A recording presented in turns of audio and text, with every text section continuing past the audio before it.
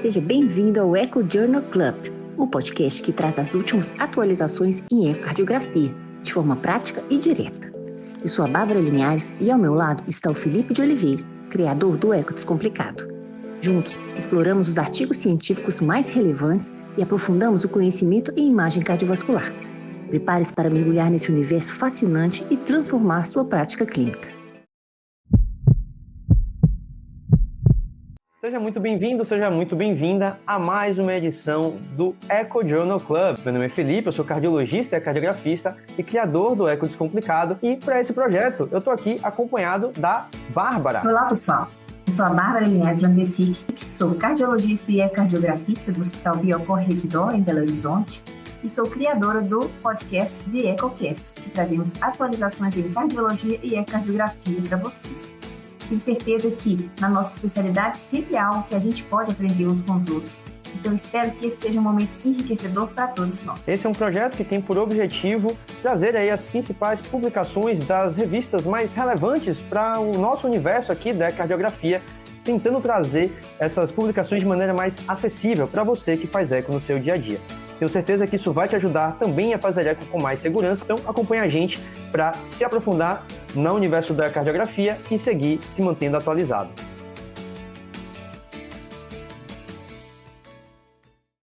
Felipe, agora é com você. Qual a novidade da semana? Qual artigo você trouxe? Conta pra gente. Para essa semana do Echo Journal Club, eu separei um artigo de uma patologia que a gente fala pouco, discute pouco, mas que com certeza representa aí um grande desafio para o diagnóstico para nós enquanto cardiografistas. A gente vai falar sobre um potencial novo parâmetro na avaliação diagnóstica de pacientes com pericardite constritiva. Esse trabalho aí publicado no JACE recentemente, agora no ano de 2025, e que traz aí, sugere aí talvez a possibilidade de um novo sinal ecocardiográfico para o diagnóstico da pericardite constritiva, tá? Então, basicamente, na pericardite constritiva, a gente tem classicamente a descrição do diagnóstico feito a partir de dentre vários parâmetros, claro, a gente vai conversar um pouco mais sobre isso, mas um parâmetro classicamente associado é o ânulus reversus, que é quando a gente tem a inversão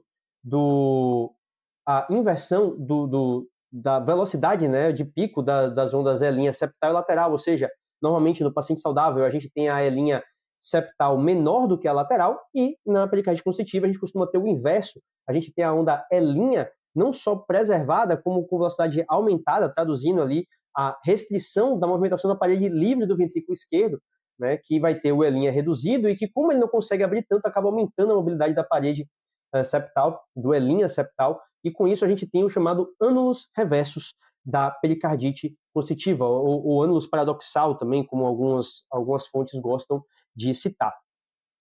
A análise da deformação miocárdica nesses pacientes já vem sendo mostrada há algum tempo como sendo, talvez, uma ferramenta promissora para identificar melhor esses pacientes aí, mostrando que a deformação miocárdica fica reduzida na parede lateral, não só do ventrículo esquerdo, mas também do ventrículo direito, com uma relativa preservação ali na deformação dos segmentos, né, da parede septal, e isso parece ainda mais interessante porque quando o paciente é submetido ao tratamento cirúrgico, a gente teria, então, a reversão, pelo menos parcial, desse padrão, onde a gente teria uma recuperação da deformação miocárdica na parede livre do ventrículo esquerdo ou do ventrículo direito, com uma redução do strain, né, uma redução da deformação miocárdica na parede septal, mostrando ali uma certa normalização desses índices de deformação miocárdica após o tratamento da pericardite constritiva. E aí, mais recentemente, algumas publicações mais recentes vêm confirmando esse achado e tentando dar um nome aí para esse achado através da técnica da análise do strain, né, pela técnica de speckle tracking, seja aí por meio do septo quente da pericardite constritiva, seja por meio do strain reversus, como outros autores também sugeriram aí recentemente nessa publicação do Jornal Europeu de Imagem Cardiovascular. E para esse trabalho do JACE, especificamente, os autores propuseram aí o termo strain reverso, sinal do strain reverso, e basicamente a ideia desse trabalho é avaliar a acurácia, né, a performance diagnóstica desse sinal, principalmente comparando com os achados da ressonância magnética, como a gente vai entender aqui já já. Então, esse foi um trabalho conduzido por um grupo italiano, e basicamente a ideia aqui do trabalho é avaliar pacientes com pericardite, com suspeita de pericardite constritiva e de pericardite não constrictiva, ou seja, uma pericardite inflamatória de caráter sem a constricção, né, identificada ali naqueles pacientes, e avaliar a performance diagnóstica do parâmetro, né, da avaliação do strain nesses pacientes, tanto do ponto de vista absoluto, como do próprio sinal do strain reverso, como a gente vai comentar daqui a pouquinho, e também analisar se a combinação desse achado, desse sinal, desse parâmetro, associado ao clássico algoritmo da Mayo Clinic para o diagnóstico da pericardite constrictiva, se ele traria ali um incremento no poder diagnóstico desse fluxograma ao acrescentar o sinal do strain reverso. Esse algoritmo da Mayo Clinic, para quem talvez não esteja fazendo aí a relação direta, é um algoritmo que foi descrito, que foi inclusive incorporado na diretriz americana de cardiografia para avaliação da função diastólica lá em 2016, tá?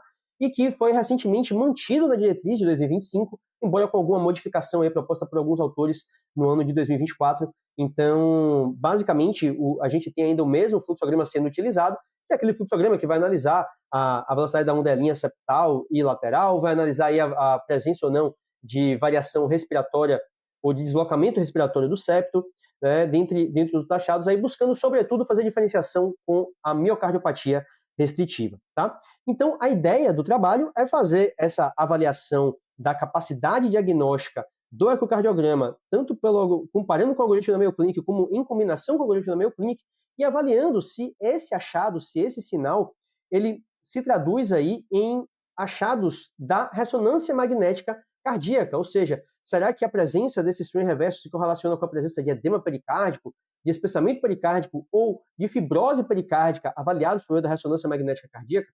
Então, esses foram os objetivos deste trabalho, tá bom? Então, basicamente, eles analisaram pacientes consecutivos admitidos nesse centro italiano com suspeita aí de doenças do pericárdio de maneira isolada, tá?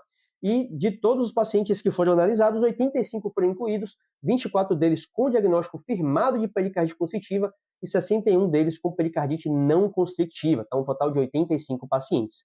Lembrando que, para esse trabalho aqui, todos os pacientes tiveram diagnóstico de pericardite confirmada por meio do cateterismo cardíaco, ou seja, a avaliação hemodinâmica invasiva foi usada para a confirmação diagnóstica de todos os pacientes com pericardite constritiva aqui, sobretudo por meio do achado aí da equalização de pressões com o sinal da raiz quadrada, o clássico sinal da raiz quadrada que a gente aprende lá na faculdade ou na residência para o diagnóstico da pericardite constritiva. O sinal do strain reverso foi avaliado tanto de maneira qualitativa como quantitativa. Eu já vou explicar isso para vocês melhor como é que funciona, tá? Então, vamos para os resultados do trabalho propriamente dito. Tá? Então, todos os pacientes tiveram ali eco e ressonância feitos em até 5 dias da admissão hospitalar, tá certo? E, do ponto de vista clínico, não havia grandes diferenças entre os grupos. O importante é destacar aqui que boa parte dos pacientes, né, na verdade, uma maior quantidade, numericamente falando, mas cerca de 1/3 dos pacientes eram pericardite constritiva após cirurgia cardíaca, 37%, 33% idiopática e 29% infecciosa, aqui sem grande discriminação, mas imaginemos que a pericardite tuberculosa seja uma grande causa aí de pericardite constritiva. E então a gente tem aí praticamente 1/3 dos pacientes em cada grupo de etiologia de pericardite constritiva.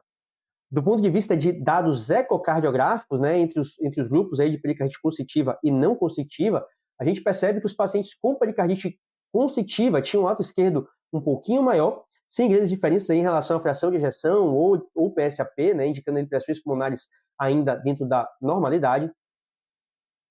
Claro que os pacientes com pericardite constritiva tinham, sim, maior presença do ânulus reversus, né, do sinal ali no Doppler tecidual, do septal Balse e do Balse, que é o Balse septal, que é aquele movimento do septo, principalmente no iníciozinho da diástole, e o desvio septal com a respiração. Mas é curioso a gente perceber como foi um percentual relativamente pequeno desses pacientes ali, algo na casa de 50% a 60%, que tinham esses achados tão característicos aí da pericardite constritiva.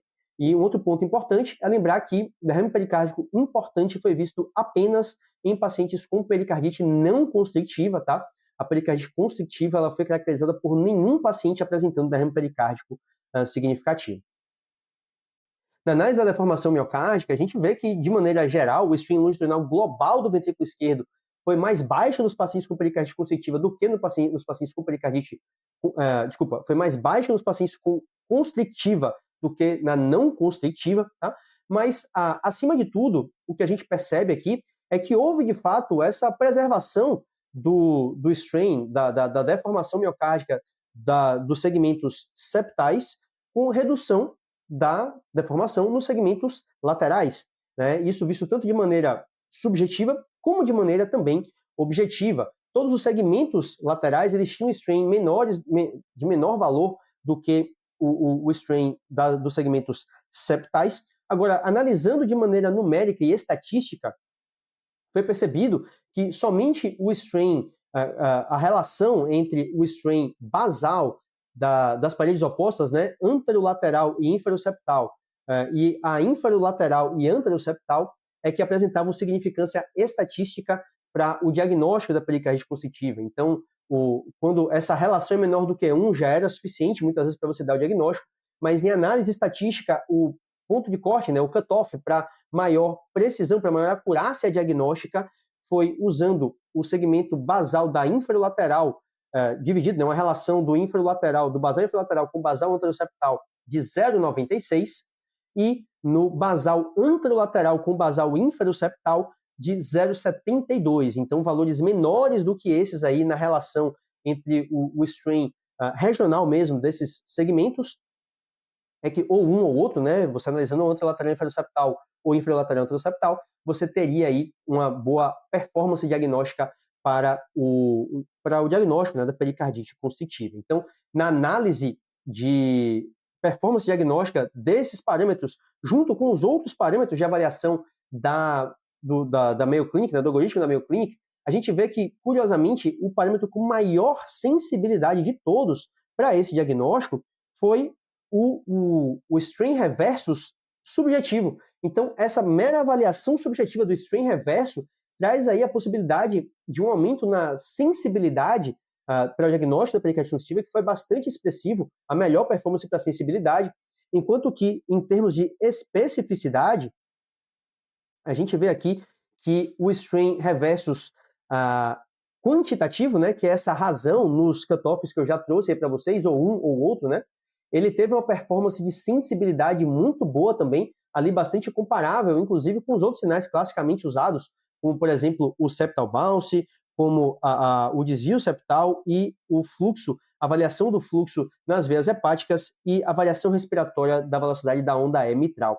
Então, realmente parecem parâmetros bem promissores aí de avaliação diagnóstica desses pacientes. E quando a gente olha para a área sobre a curva, né, que busca retratar a acurácia e a performance diagnóstica geral de um determinado parâmetro ou exame para chegar àquele diagnóstico, a gente vê que a área sobre a curva desses parâmetros ele foi bem superior a outros parâmetros, como, por exemplo, o septal bounce e o annulus reversus. Então, de fato, agregar, né, esses parâmetros se mostram como sendo bastante promissores e bastante sensíveis e específicos para que a gente considere incorporá-los na nossa prática.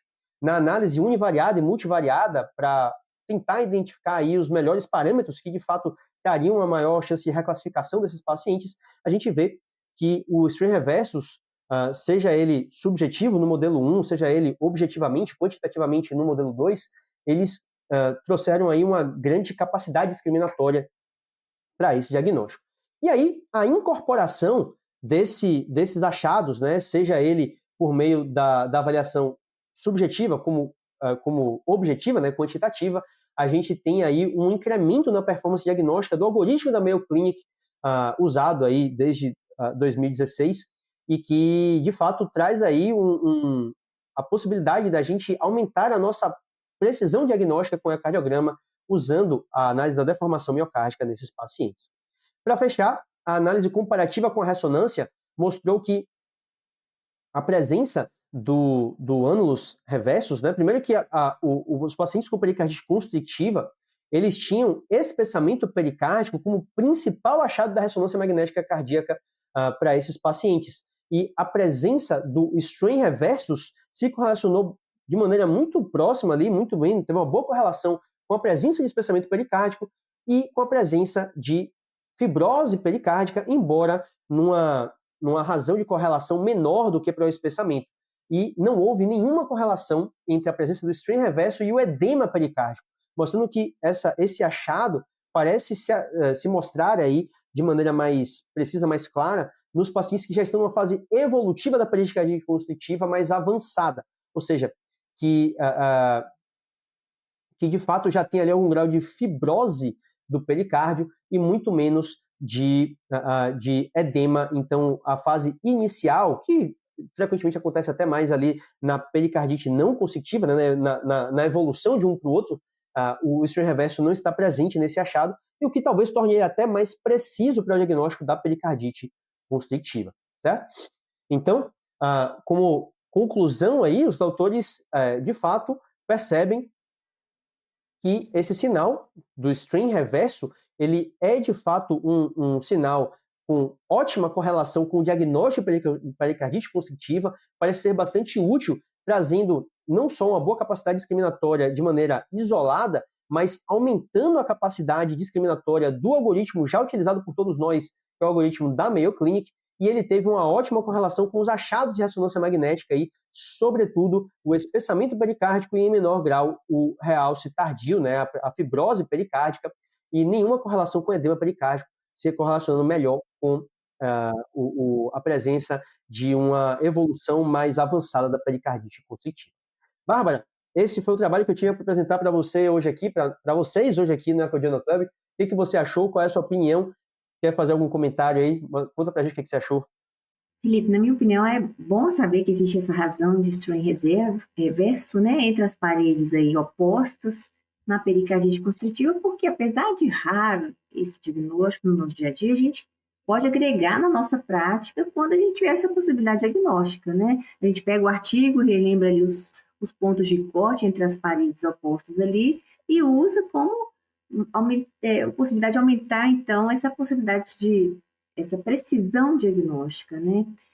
Além disso, o sinal do strain reverso, se a gente começa a entender ele ajuda a diferenciar a pericardite constritiva de miocardiopatias, né? Porque mostra essa dissociação pericárdio-miocárdio, a dependência ventricular típica, né? Típica da constrição. Foi muito interessante, eu gostei muito. E esses pacientes, apesar de terem o strain reduzido, né, a pericardite constritiva ele teve o strain reduzido, a diferença da pericardite não constrictiva para a constrictiva foi que na não constrictiva o strain era na casa de 18%, então não era nada absurdo, e na pericardite constritiva ele era na casa de 14% a 16%, então é um strain levemente reduzido do ponto de vista global, com o achado bem típico, né, da preservação septal com redução do strain lateral. E os pontos de corte, só para relembrar aqui, antes da gente finalizar a nossa apresentação, a relação entre o basal, né, somente os segmentos basais, tá? Inferolateral e anteroseptal foi de 0,96, ou você pode usar o anterolateral com o inferoseptal com ponto de corte de 0,72, tá bom? Então, trabalho interessante. Quem sabe, numa nova atualização das diretrizes aí mais para frente, a gente não tem a incorporação desse sinal, trazendo aí mais um dado para a gente poder fazer esse diagnóstico da pericardite constritiva no nosso dia a dia. É isso aí.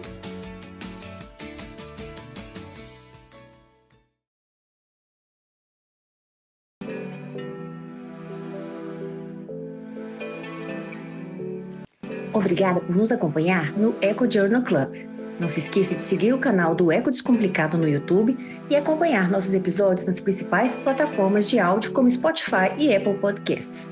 Assim, você não perde nenhuma atualização sobre o mundo da ecocardiografia. Até o próximo episódio.